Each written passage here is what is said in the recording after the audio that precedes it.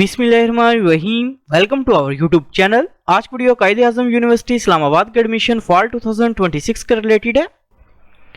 कायदे आजम यूनिवर्सिटी इस्लामाबाद में admission fall 2026 जो बेसिकली स्टार्ट हो चुके हैं। सबसे पहले तमाम कैंडिडेट से रिक्वेस्ट है कि अगर आपने हमारे यूट्यूब चैनल को अभी तक सब्सक्राइब नहीं किया तो सब्सक्राइब कर लें ताकि आपको तमाम जॉब्स, एडमिशंस और स्कॉलरशिप की अपडेट जो मिलती रहे।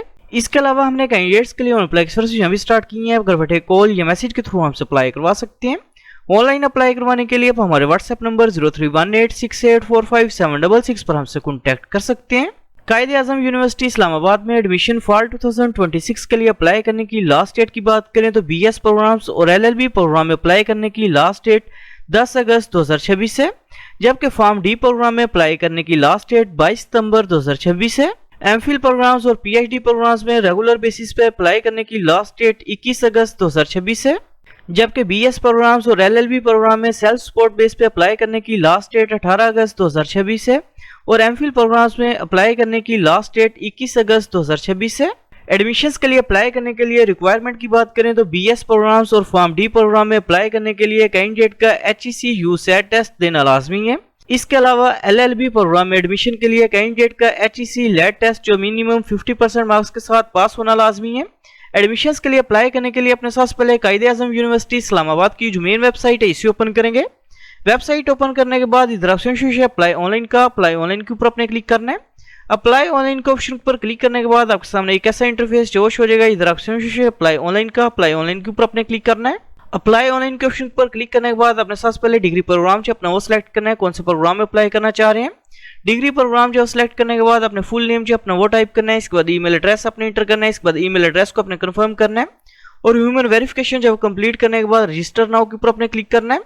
पोर्टल पे अकाउंट जो क्रिएट करने के बाद आपको ईमेल के थ्रू यूजर आईडी और पासवर्ड जो रिसीव हो जाएगा उसको यूज करते हुए अपने अकाउंट को अपने लॉगिन करना है। अकाउंट जो लॉगिन करने के बाद अपने इंस्ट्रक्शंस जो रीड कर लेनी है। रीड करने के बाद इधर ऑप्शन से प्रोग्राम चॉइसेस का इसके ऊपर अपने क्लिक करना है। प्रोग्राम चॉइसेस के ऑप्शन पर क्लिक करने के बाद अपने जिस डिग्री प्रोग्राम में एडमिशन के लिए अप्लाई करना है अपने उस डिग्री प्रोग्राम को सिलेक्ट करना है। डिग्री प्रोग्राम जो सिलेक्ट करने के बाद अपने कैटेगरी जो सिलेक्ट करनी है, रेगुलर बेसिस पे अप्लाई करना चाह रही है या सेल्फ फाइनेंस पे अपने ये सिलेक्ट करना है। सिलेक्ट करने के बाद अपने सेव एंड ऐड मोर के ऊपर क्लिक करना है। क्लिक करने के बाद इन केस अगर आप अदर प्रोग्राम्स में एडमिशन के लिए अप्लाई करना चाह रहे हैं तो अपने अदर प्रोग्राम्स को वो सिलेक्ट करना है, अदरवाइज अपने मूव नेक्स्ट के ऊपर क्लिक करना है। मूव नेक्स्ट के ऑप्शन पर क्लिक करने के बाद अपने सबसे पहले प्रोफाइल पिक्चर जो अपनी वो अपलोड करनी है। प्रोफाइल पिक्चर अपने ब्लू बैकग्राउंड या व्हाइट बैकग्राउंड के अंदर अपलोड करनी है। प्रोफाइल पिक्चर जो अपलोड करने के बाद अपने नेशनलिटी जो अपनी वो सिलेक्ट करनी है। इसके बाद डोमिसाइल प्रोविंस का नेम जो अपने वो सिलेक्ट करना है। इसके बाद फादर का नेम जो अपने वो टाइप करना है। इसके बाद CNIC नंबर अपने इंटर करना है। इसके बाद अपने डेट ऑफ बर्थ जो अपनी वो सिलेक्ट करनी है। इसके बाद जेंडर अपने सिलेक्ट करना है। इसके बाद ब्लड ग्रुप जो अपने वो सिलेक्ट करना है। इसके बाद मैरिटल स्टेटस जो अपने वो सिलेक्ट करना है।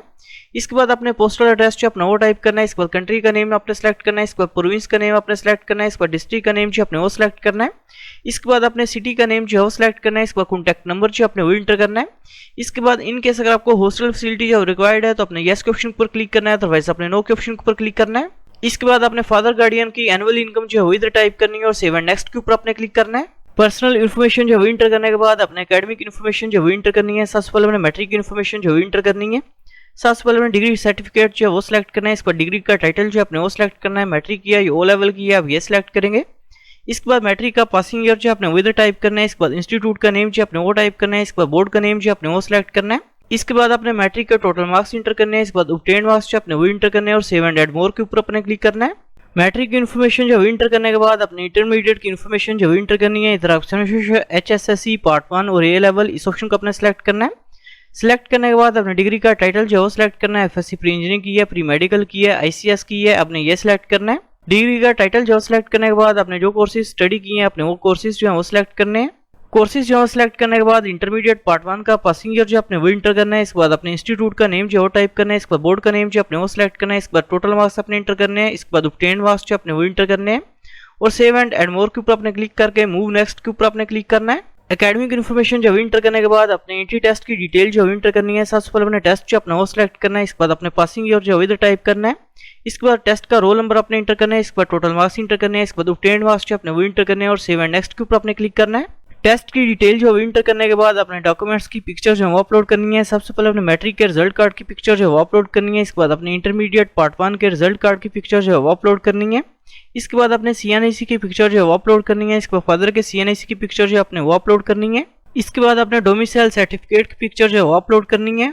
इसके बाद अपने इंट्री टेस्ट के रिजल्ट कार्ड की पिक्चर जो है वो अपलोड करनी है और मूव नेक्स्ट के ऊपर अपने क्लिक करना है। इसके बाद इधर ऑप्शन प्रिंट फी चालान के ऊपर आप क्लिक करेंगे। क्लिक करने के बाद आपके सामने एप्लीकेशन प्रोसेसिंग फी वाउचर जो आपका वॉश हो जाएगा, जो कि बेसिकली 2860 रुपीज़ का है, जो कि आप किसी भी ऑनलाइन मोबाइल बैंकिंग एप्लीकेशन के थ्रू जो वो पे कर सकते हैं।